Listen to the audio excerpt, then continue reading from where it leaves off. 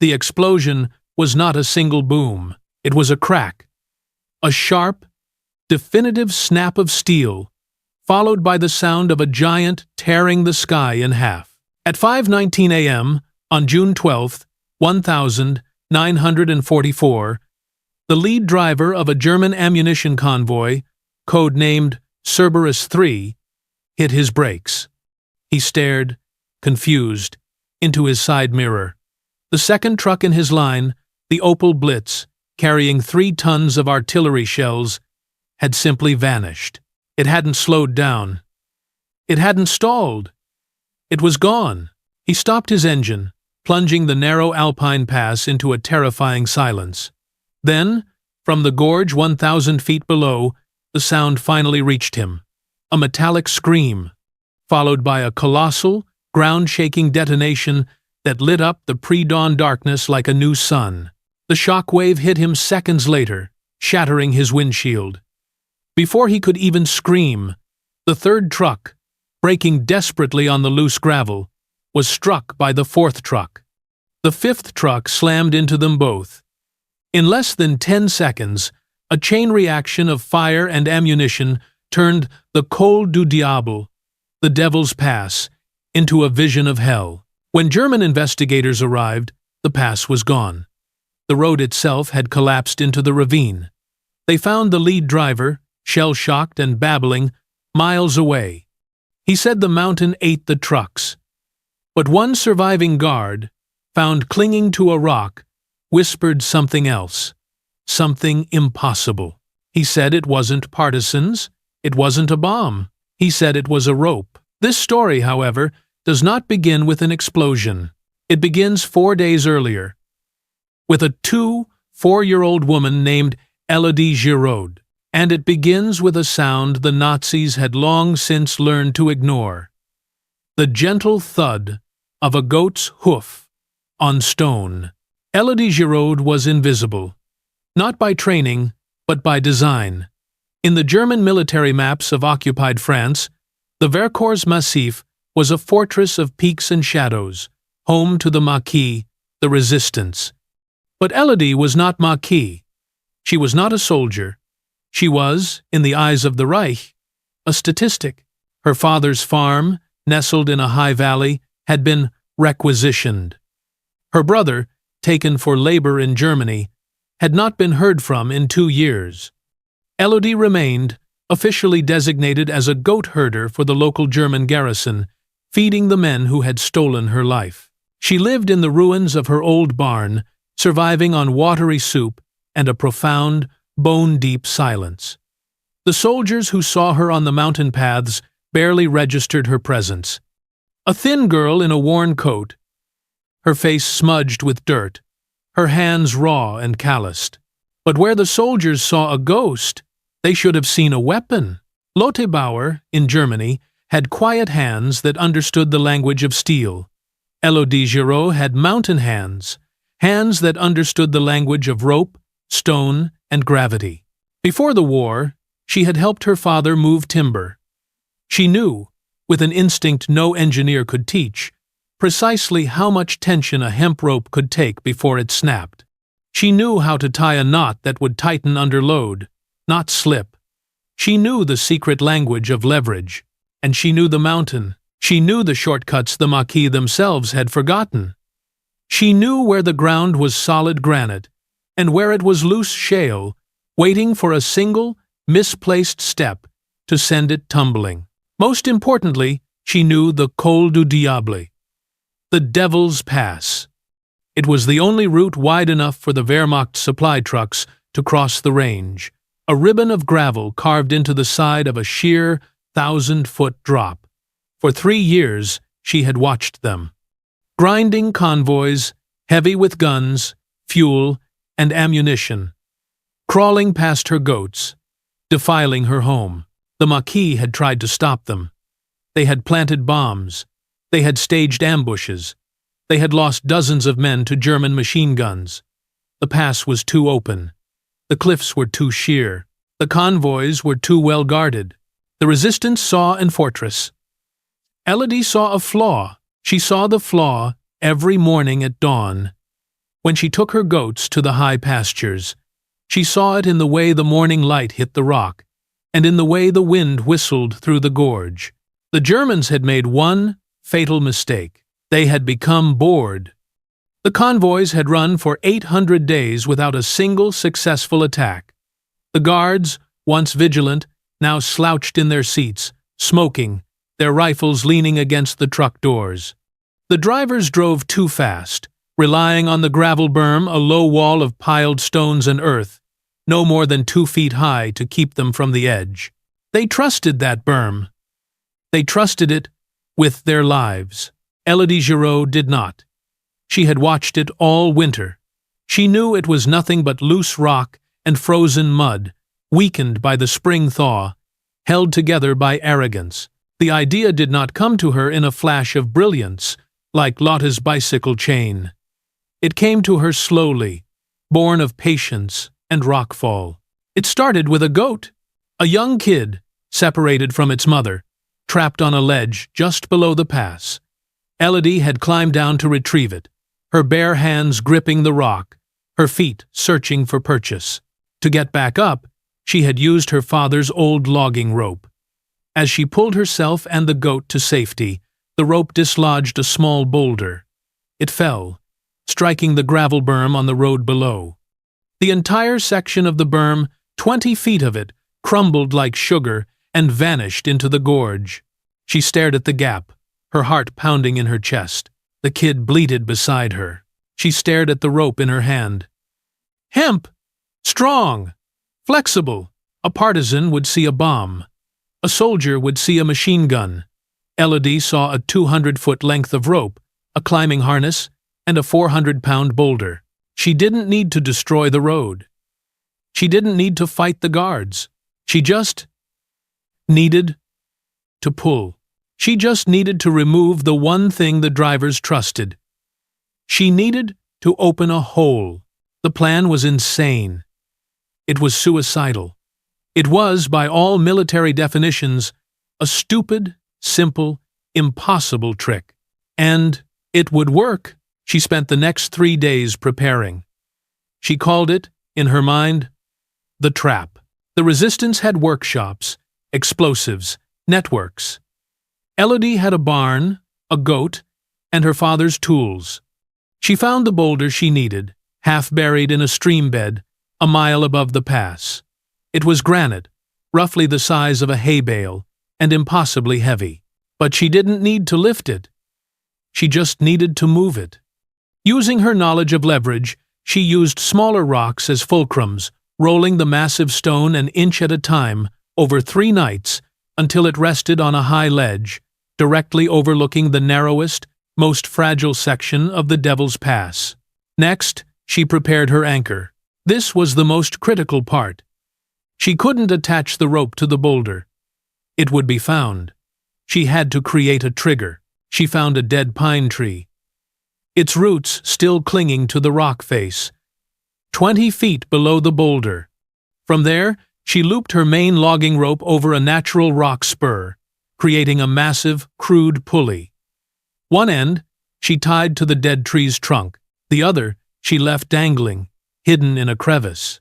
The boulder itself was held in place by a separate, smaller rope, her father's old climbing line. She tied this secondary rope to the trunk of a living, but very flexible, birch sapling. The mechanism was now a 2-stage trap. When she was ready, she would descend to the main rope, hidden below. She would pull it. The main rope would not pull the boulder.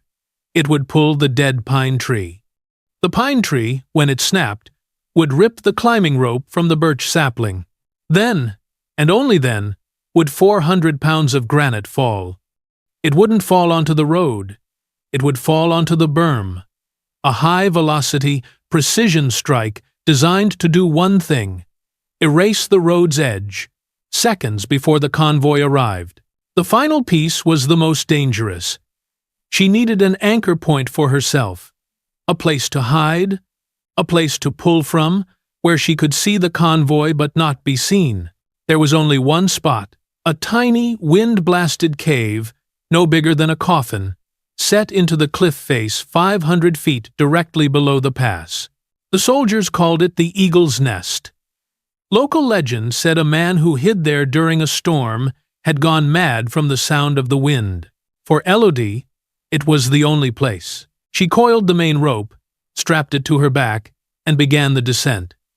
It took her 4 hours, her fingers bleeding, her body aching, to reach the cave. She secured the rope, braced herself against the stone, and looked up. She could see it. A perfect 100-foot section of the Col du Diable, framed by the mouth of her cave.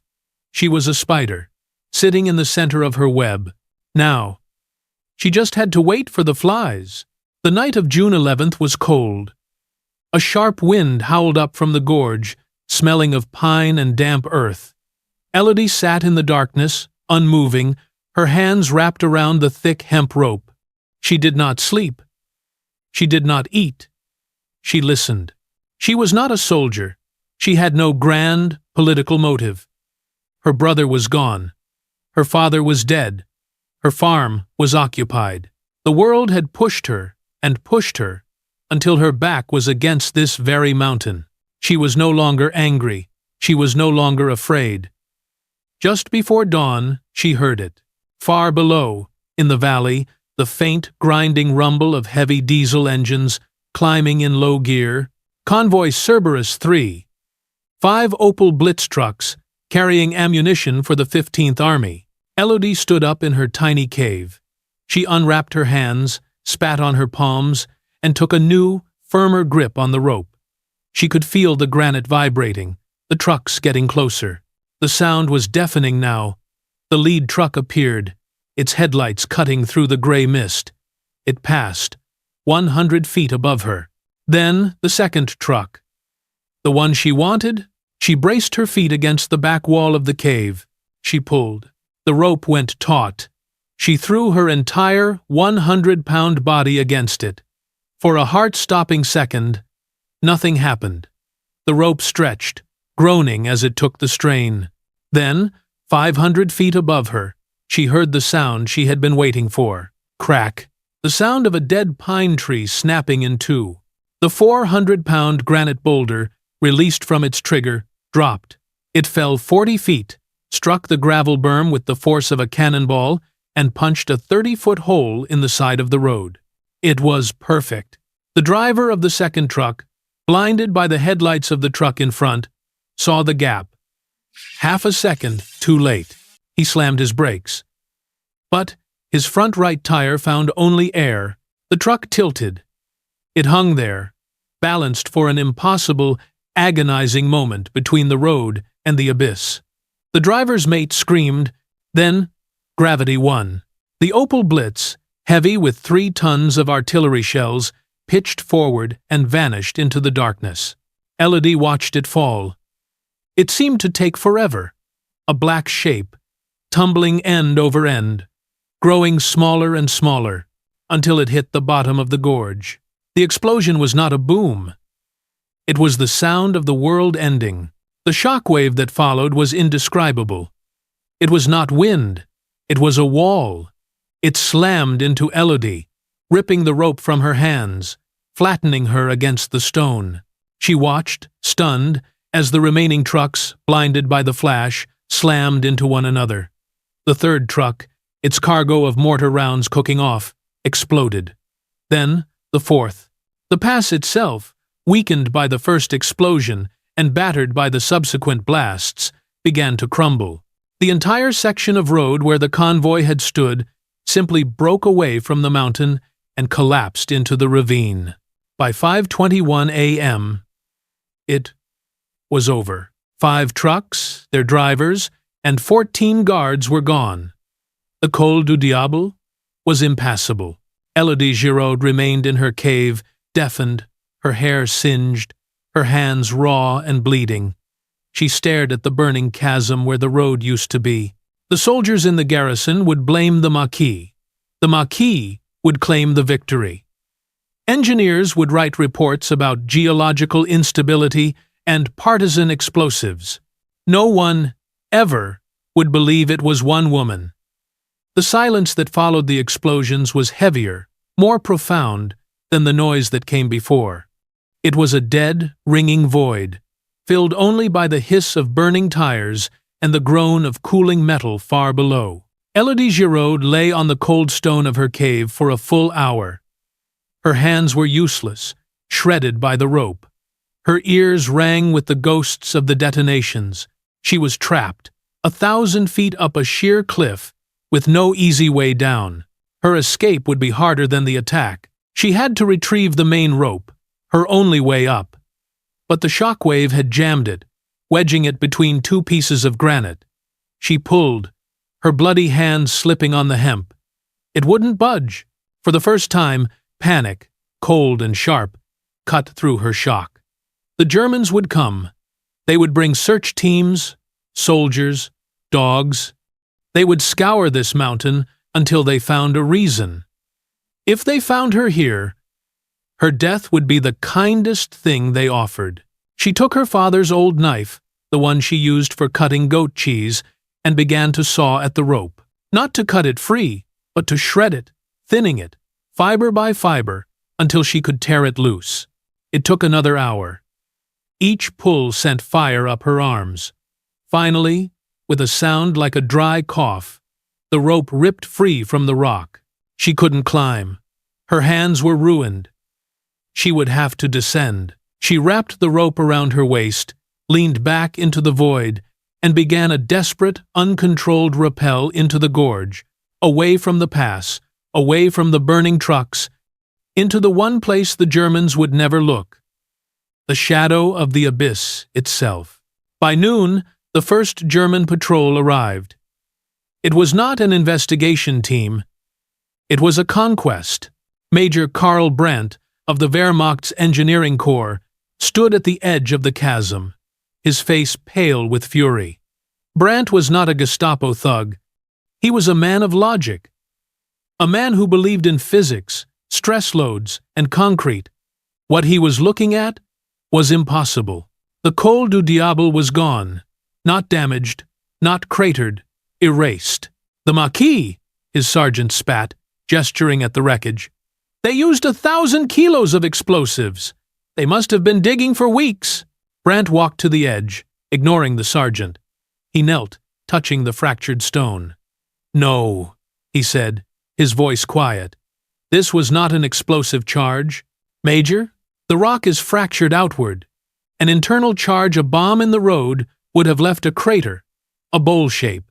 This is a gash, as if the road was pulled from the mountain. He looked up, scanning the opposing cliff face. Nothing, just bare rock. He looked down into the gorge. The fires were still burning, casting a sickly orange light. Geological instability, the sergeant offered, reading from the initial field report. The vibrations from the lead truck must have. Must have what? Brandt snapped. Caused a perfectly timed, selective earthquake that only affected the road after the lead truck was safe and during the passage of an ammunition convoy? No. This was an act, but it was not a bomb. Brandt was a builder. He saw the world in terms of construction and deconstruction. And this was a masterpiece of deconstruction. Get me the mountain infantry, Brandt ordered. I want every rock on that opposite cliff face inspected. I want every trail, every ledge, every cave. He was convinced the attack had come from a sniper's nest, perhaps a new type of anti-tank rocket he hadn't heard of. He was still thinking in terms of weapons. He had not yet begun to think in terms of rope. While Brandt's men searched the cliffs, Elodie was miles away, crawling through the icy river at the bottom of the gorge. The freezing water was the only thing that kept her from fainting from the pain in her hands. It washed away the blood, the gunpowder residue, and her scent. By nightfall, she had climbed back up the other side of the valley, emerging near her own ruined barn like a ghost returning to its grave. She stumbled inside, collapsed onto her straw mattress, and for 12 hours she did not move. When she woke, the garrison was in a state of panic. The Maquis, smelling German blood, had already claimed responsibility. Radio transmissions, intercepted by the British, proudly announced that the Vercors resistance had dealt a crippling blow to the occupier, destroying a vital supply line. This, perversely, was the best thing that could have happened to Elodie. The Germans wanted to believe it was the Maquis. It was an enemy they understood, an enemy they could round up, interrogate, and execute. SS patrols, summoned by the disaster, descended on the nearby villages. Reprisals began. The mayor of a neighboring town was shot. 10 men were taken as hostages. The Maquis, having claimed the victory, now had to deal with the consequences. And Major Brandt. He was not satisfied. His search teams had found nothing. No sniper's nest, no rocket casings, no bomb fragments. On the third day, a young private, dangling from a rope 500 feet below the pass, found something. It wasn't a weapon. It was a clue. It was a piece of a length of dead pine, scarred and splintered. But the break, it wasn't a natural break. It had been snapped by an immense, sudden force. And wrapped deep in its bark, the private found a single 2-inch fiber of old hemp rope. Brandt held the fiber in his glove. He looked at the shattered pine. He looked up at the cliff face, high above, where the boulder had once rested. His mind began to work, not like a soldier, but like the engineer he was. He saw the forces. He saw the vectors, a trigger, a pulley, a counterweight. It wasn't a bomb, he whispered to himself. It was a trap, a deadfall. He felt a chill that had nothing to do with the mountain air. A bomb was brute force. This was intelligence. This was elegant. And it meant the saboteur was not Maquis. The Maquis used dynamite. They were soldiers. This was something else. This was local. Someone who knew this mountain.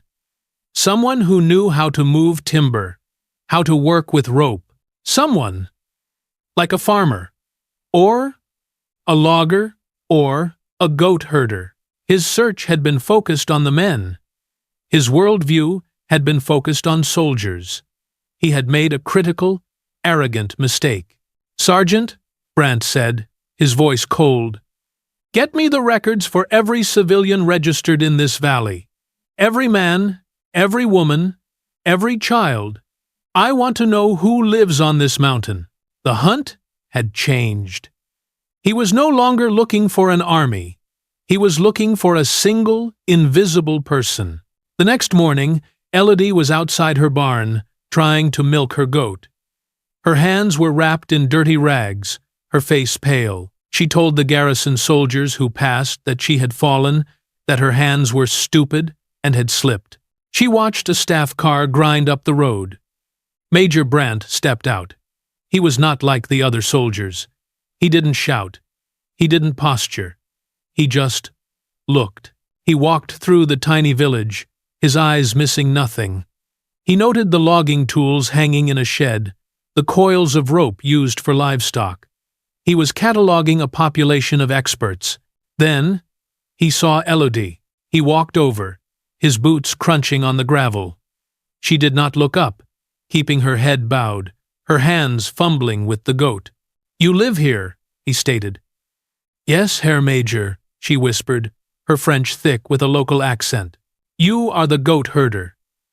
You walk these mountains every day." "Yes, Herr Major, for the garrison, for—" He stared at her. At her thin frame, her dirty face, her submissive posture. This was a ghost. A non-entity. He should have moved on. But then, his eyes fell to her hands.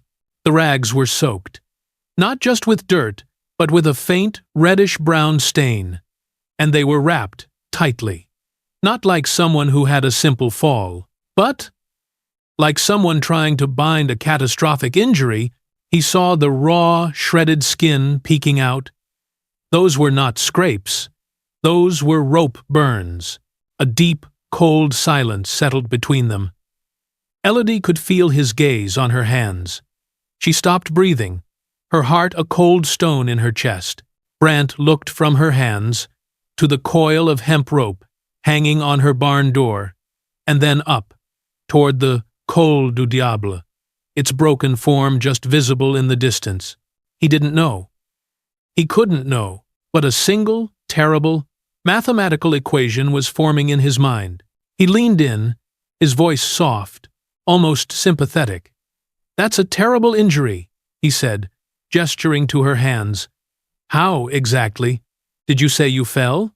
Elodie's mind went blank. The world narrowed to this single moment. The goat herder and the engineer. The ghost and the hunter. She had to answer.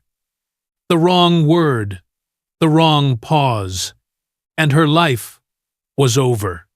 Elodie's heart was not a drum. It was a block of ice.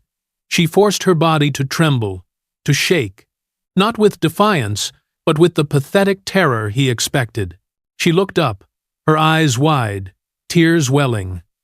She did not look at his face, but at his chest, at the iron cross pinned to his uniform. "Fell, Herr Major," she whimpered, her voice cracking. My goat, the little one. He was on the high rocks. I climbed. The rope. It slipped. I am stupid. So stupid." She was feeding him the exact words he wanted to hear. Stupid. Clumsy. A woman. Brandt stared at her, his eyes like blue ice. He saw the rope burns. He saw the coil of rope on the barn. He saw the chasm where his convoy used to be. And he saw a 4-year-old girl crying, her hands ruined because of a goat. It was too perfect. It was too convenient. Or was it the simple, idiotic truth? His mind, the mind of an engineer, raced. Could she have done it? Could this child have conceived and executed a plan of this complexity? To move a 400-pound boulder, rig a 2-stage trigger, and rappel into a cave 500 feet down a sheer cliff. All in secret? It was absurd. It was impossible. And yet, the alternative, that the Maquis had built an invisible, silent, perfect weapon, was just as impossible. He was trapped between two realities, one that was insulting and one that was terrifying. But he was also a soldier, and he needed a culprit. The SS were demanding arrests. Berlin was demanding answers. "Which goat?" he asked, his voice flat. Elodie pointed, her shaking, bandaged hand gesturing to a small white kid chewing on a weed. "That one, Herr Major. He is a devil." Brandt looked at the goat. He looked back at Elodie. He saw the terror in her eyes, the dirt on her face. And he made his choice. He could not arrest this woman. What would he write in his report? Sabotage suspect. 1 goat herder. Evidence. Rope burns and a disobedient goat. He would be the laughingstock of the Wehrmacht. His career would be over. No. The Maquis had to be the enemy. The honor of the German army demanded it. He turned away from her, his mind made up. He would write in his report that he had found nothing, that the Maquis explosives, combined with geological instability, had destroyed the site so completely that no evidence remained. It was a clean, bureaucratic answer. "Be more careful," Brandt said, his voice hard. He did not look at her again. "Keep your goats off the high rocks and get those hands cleaned. You are a disgrace to the Reich's hygiene standards." He got back in his car. The door slammed, a sound as final as a gunshot. Elodie watched the car drive away, the dust settling in its wake. She did not move. She did not breathe. The ice in her chest did not melt. She waited until the sound of his engine was gone. Then she walked into her barn, gathered a half loaf of bread, her father's knife, and the remaining coil of rope. She did not look back. She did not run. She simply walked up into the high mountains, toward the snow line, following the paths only the goats knew. By nightfall, Elodie was gone. Major Brandt returned to his office. He filed his report, blaming the Maquis. The reprisal killings continued. The Maquis, believing their own propaganda, grew bolder, launching 2 more attacks. But Brandt was haunted. He couldn't sleep. He kept seeing those rope burns. He kept seeing the physics of the trap. He, the master engineer, had been defeated by what? He was recalled 2 months later. His failure at the pass, a black mark on his record. His superiors noted he had become unreliable, obsessed. He was transferred to the Eastern Front to supervise the destruction of bridges during the Great Retreat. A builder, forced to become a demolitions man. And the pass? The Col du Diable? It was never rebuilt.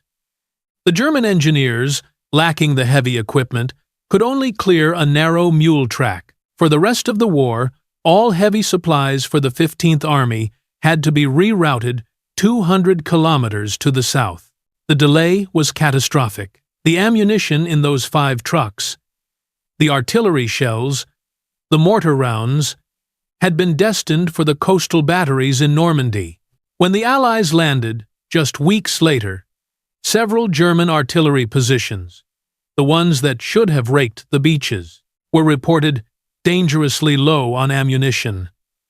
They were overrun in hours.